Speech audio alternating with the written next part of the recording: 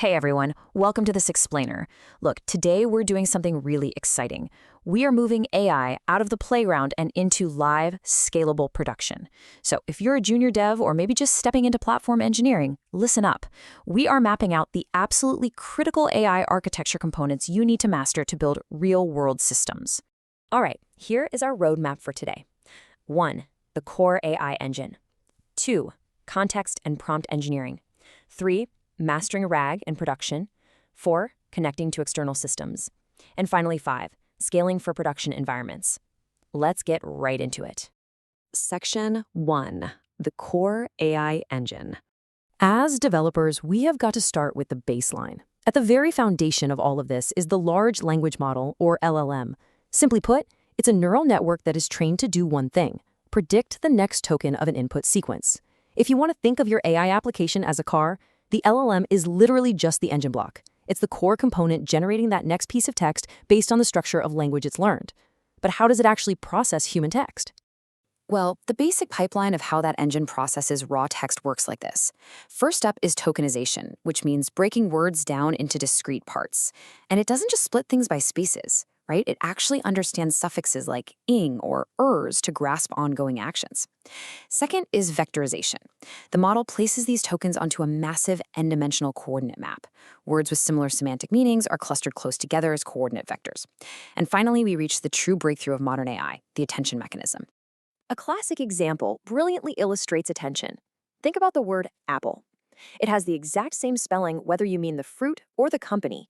But by taking the mathematical vector for apple and pushing it toward the context of nearby words in a sentence like revenue, the model's attention mechanism knows for sure you mean the tech company, not a tasty fruit.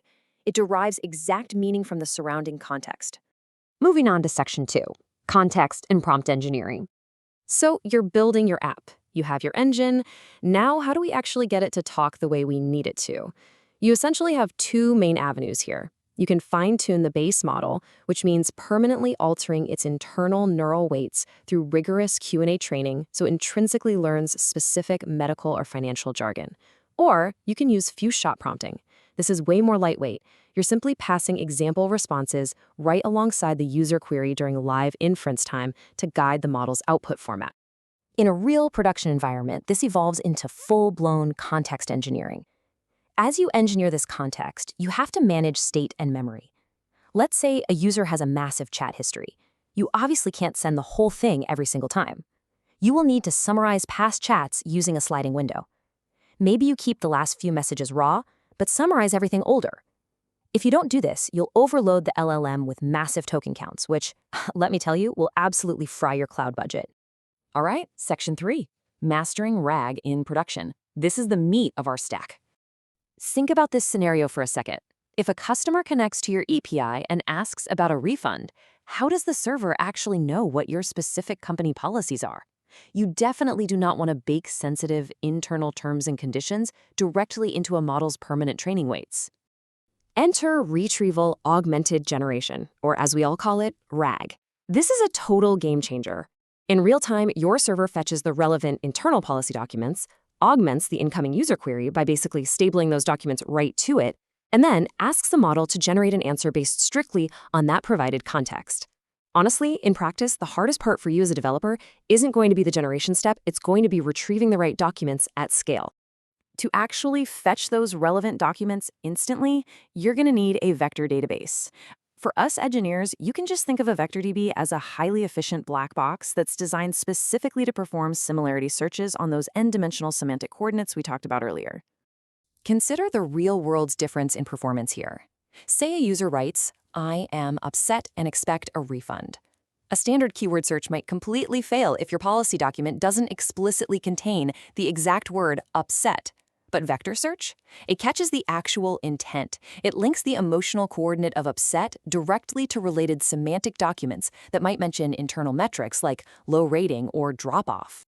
Which brings us to Section 4, Connecting to External Systems. So, RAG is fantastic for your static internal documents. But production applications often need to talk to the outside world, right? That is where the Model Context Protocol, or MCP, handles things. MCP acts as a standardized wrapper that lets your LLM client securely query external servers in real time. For instance, instead of just reading a static policy, the model can actively hit the MCP servers of airlines to fetch live flight details directly into its context window. When you start combining these tools, your architecture evolves from just a simple chatbot into a fully fledged agent. An agent is a long-running process that can continuously monitor external systems.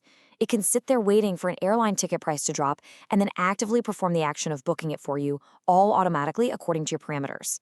Now, to make sure these complex systems actually do what we want them to, we use reinforcement learning with human feedback, or RLHF. Basically, we score the model's outputs with a +1 for good paths and a -1 for bad deviations, mapping out an optimized path to user happiness. It's kind of like training Pavlov's dog with a bell and a treat. But we must remember as engineers, these models don't possess a human's true mental model. If a fair coin flips heads 5 times, you and I know the next flip is still 50-50. An RLHF model, it just sees heads gets rewarded and will blindly guess heads. They're chasing high scores, not deeply understanding physics. All right, final stretch, section 5, scaling for production environments. Think about the breakdown between large and small models, because this is where the entire industry is heavily shifting right now.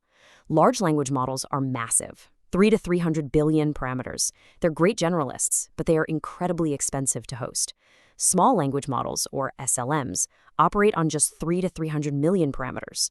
By building an SLM trained purely on your proprietary company data for a specific task, like customer support, you drastically cut your inference latency and your hosting costs. We actually build these highly efficient small models using a really cool process called distillation. Think of it like a masterclass. A massive teacher LLM produces high-quality outputs, and a much smaller student model tries to mimic those exact outputs. The student's internal weights are adjusted until they match the teacher, successfully condensing all that complex neural learning into a tiny fraction of the parameters. Finally, the ultimate DevOps hack you absolutely need in your toolkit is quantization. Look, after a model is completely trained, its neural network weights exist as these bulky 32-bit numbers. Quantization is the mathematical process of condensing those weights down into 8-bit numbers. By applying quantization before you deploy, you can expect to save around 75% of your memory footprint. I mean, that is just huge. It slashes your production inference costs and makes the model significantly faster to run without losing the core capabilities it learned during training. So, armed with RAG for your internal context, the model context protocol for external actions, and tricks like distillation and quantization to actually make the math affordable, we are way beyond mere chatbots now.